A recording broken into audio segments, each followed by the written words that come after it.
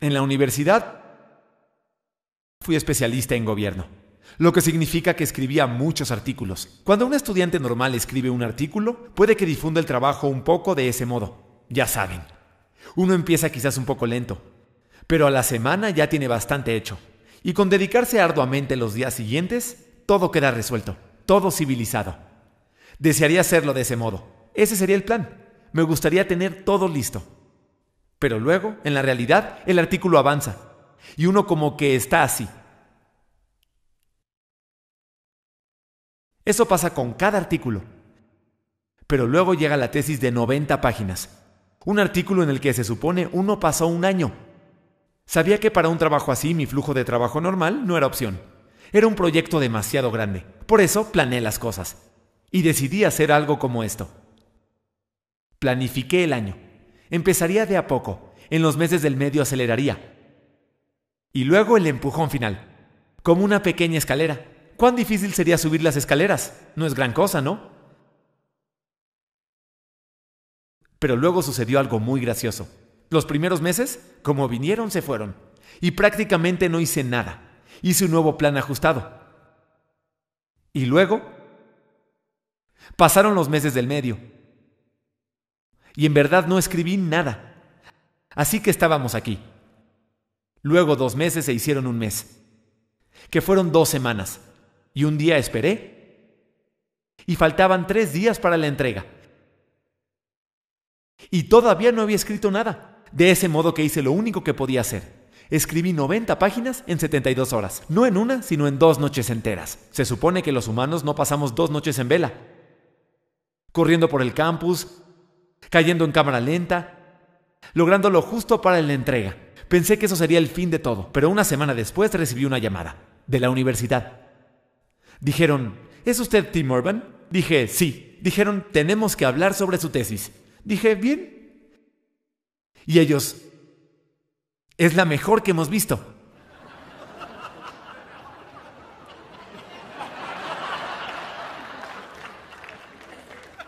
Eso no sucedió.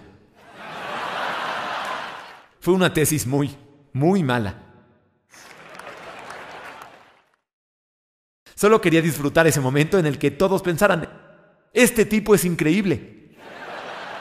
No, fue muy mala. Como sea, hoy escribo blogs. Escribo el blog de Wait But Why.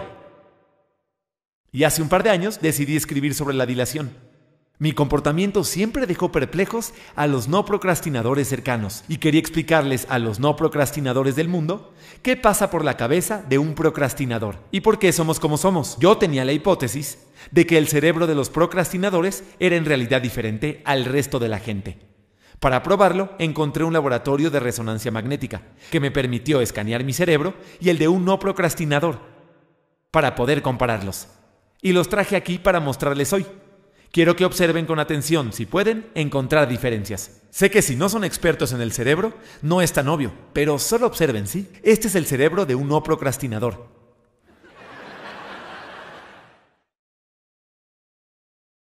Ahora, este es mi cerebro.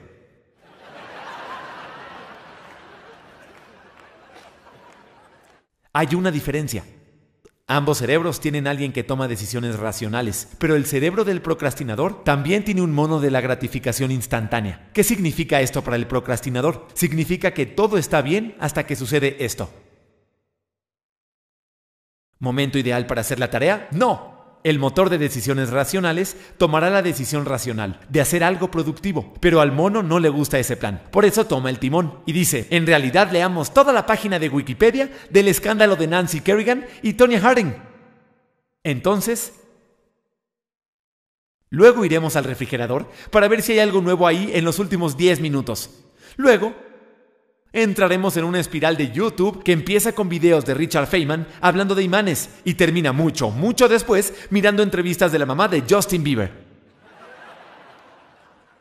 Todo eso va a llevar mucho tiempo, por eso no tendremos espacio para agendar tareas hoy. Lo siento. Pero, ¿qué está sucediendo? Parece que el mono de la gratificación instantánea no es algo que uno quisiera al timón. Vive totalmente en el momento actual, no tiene memoria del pasado, no conoce el futuro y solo le importan dos cosas: lo fácil y lo divertido. En el mundo animal eso funciona bien. Si uno es perro y pasa toda la vida sin hacer nada más que cosas fáciles y divertidas, tiene un éxito enorme. Y para el mono, los humanos somos solo otra especie animal. Uno tiene que dormir y alimentarse bien y propagarse a la próxima generación, que en épocas tribales puede haber funcionado bien. Pero si no lo han notado, no estamos en épocas tribales. Estamos en una civilización avanzada y el mono no sabe qué es eso. La razón para tener otro componente en el cerebro, el motor de decisiones racionales, que nos permite hacer cosas que otros animales no pueden. Podemos avisorar el futuro, podemos ver el panorama completo, hacer planes a largo plazo, y el motor quiere tener todo eso en cuenta. Y quiere que hagamos lo que tenga sentido hacer en ese preciso momento. Pero a veces tiene sentido hacer cosas fáciles y divertidas, como cuando cenamos o vamos a dormir, o disfrutamos un merecido tiempo libre. Por eso hay un soplamiento. A veces están de acuerdo, pero otras veces tienen mucho más sentido hacer cosas más difíciles o menos placenteras, por el bien del panorama general. Y es ahí donde entramos en conflicto. Para el procrastinador, ese conflicto suele acabar de cierta manera siempre, haciéndole perder mucho tiempo en esta zona naranja. Un espacio fácil y divertido, totalmente alejado del círculo del sentido. Lo llamo el patio oscuro. Bueno, el patio oscuro es el lugar que todos los procrastinadores conocemos muy bien. Ahí ocurren las actividades de ocio, a veces en momentos en los que no se supone que deberían ocurrir. La diversión que uno tiene en el patio oscuro no es en realidad diversión, porque es totalmente inmerecida, y el aire está cargado de culpa, temor, ansiedad, odio por uno mismo, los sentimientos de todo buen procrastinador. Y la pregunta es, en esta situación, con el mono al timón, ¿cómo sale el procrastinador hacia esta zona azul? Un lugar menos placentero, pero en el que ocurren las cosas realmente importantes.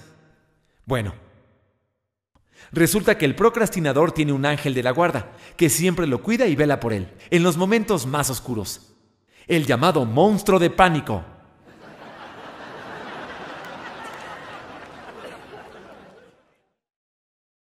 El monstruo de pánico está inactivo la mayor parte del tiempo, pero de repente se despierta cuando una entrega se aproxima demasiado, o si hay peligro de vergüenza pública, un desastre en la carrera o alguna otra consecuencia aterradora.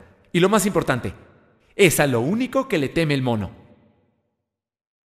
Se ha vuelto muy relevante en mi vida últimamente, porque la gente de TED me llamó hace unos 6 meses para invitarme a dar una charla TED.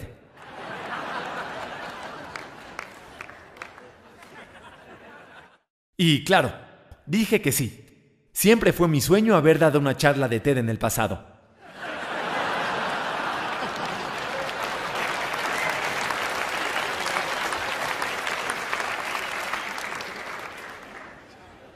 Pero en medio de toda esta euforia, el motor de decisiones racionales parecía tener otra cosa en mente. Me decía, ¿tenemos claro que acabamos de aceptar? ¿Entendemos lo que va a ocurrir uno de esos días en el futuro? Tenemos que sentarnos a trabajar en esto ahora mismo. Y el mono decía, totalmente de acuerdo, pero abramos Google Earth y hagamos zoom hasta la superficie de India, como a 60 metros del suelo, y luego scrolls 2 horas y media hasta llegar a la cima del país, para tener una mejor idea de India.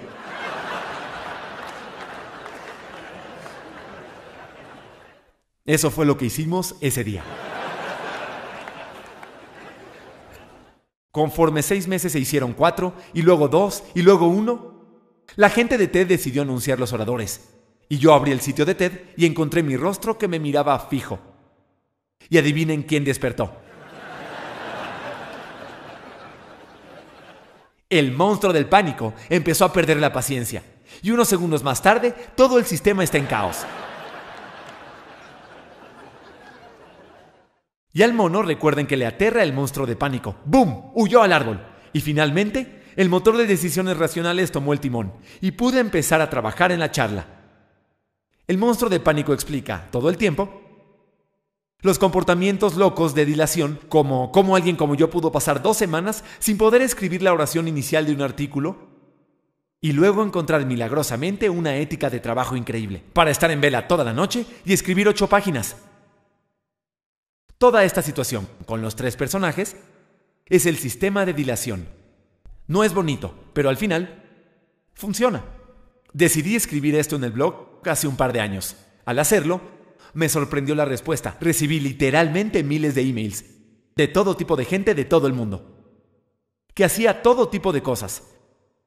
Había enfermos, banqueros, pintores, ingenieros y muchos estudiantes de doctorado.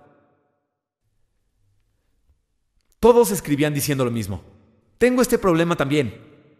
Pero lo que me impactó fue el contraste entre la livianidad del post y lo fuertes que eran los emails. Estas personas escribían con una frustración intensa sobre los efectos de la dilación en sus vidas, sobre los efectos del mono en sus vidas. Y pensando en esto me dije, si el sistema de dilación funciona, ¿qué está pasando?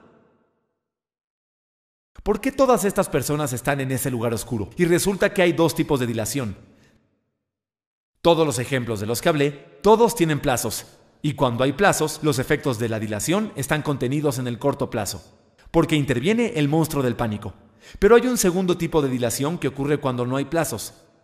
Si uno quiere hacer carrera por su cuenta, en las artes, en algún emprendimiento, no hay plazos en esas cosas al principio, porque no ocurre nada.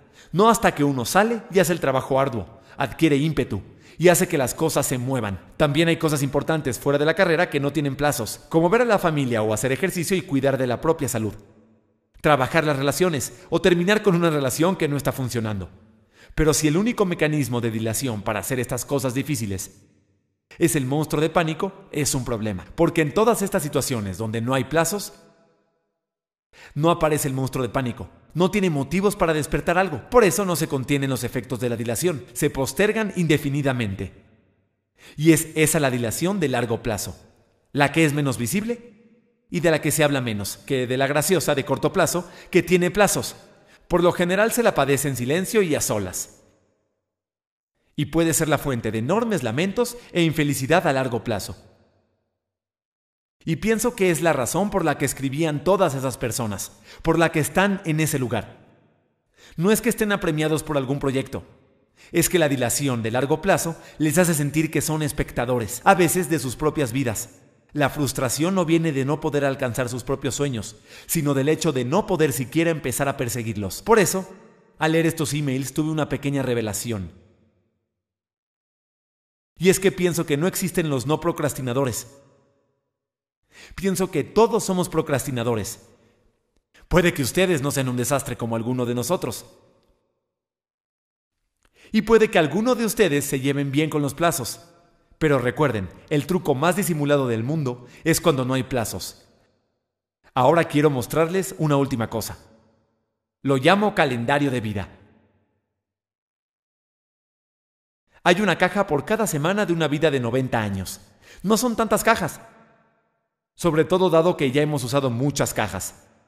Creo que tenemos que mirar con mucha atención ese calendario.